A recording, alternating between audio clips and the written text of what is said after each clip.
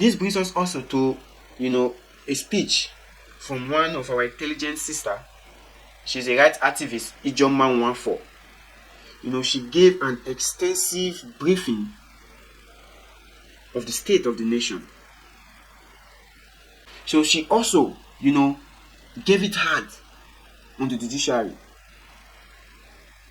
And she also suggested a template, of how the judiciary should be run. And this thing has always been on my mind also, as a political office holder, as a politician, none of a family member has any business, to do with being a judge or working with the INEC. I have contemplated on this for so many years, for long, and when she just said it, it resonated with me. Because as a politician, your wife is a judge. There's a bias already. As a politician, your wife works with the INEC, Independent National Electoral Commission. There's already a bias. And which is why you see so many results being called, unruling, and so many judgments being given. Why? Because the wife or the husband of a politician is a judge or is in the judiciary. And this has led to the deformation of the judiciary system. This has led the judiciary to be looked down on by the common man. Because the judiciary, which is supposed to be the last hope of the common man, has become no hope at all for the common man, rather the hope for the wealthy. So if there should be a reform whereby the rich or the politicians and their family or their lineage has no business with being a judge or working for the Independent National Electoral Commission, then there will be a safe haven and there won't be any manipulation on both elections, civil matters, and what have you. Just listening to what she has to say. Very interesting.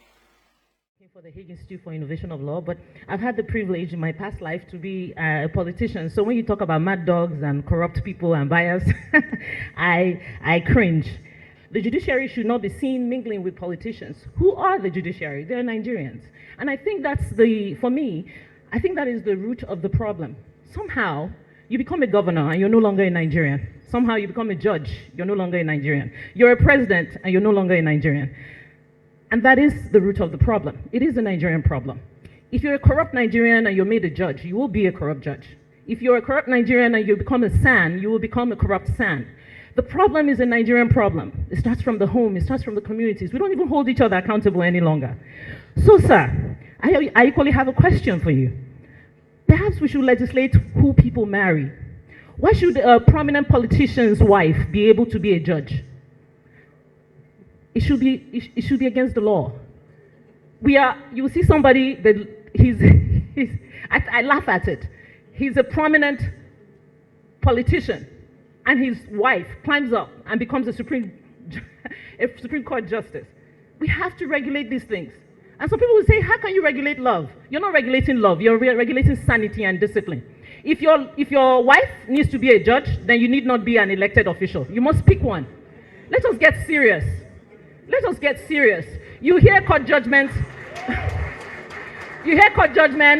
and the judge sitting there is the wife of a senator, and the senator comes on the floor of the Senate and tells us, well, in the bedroom, I have negotiated for some of you, and we laugh. So I'm calling on all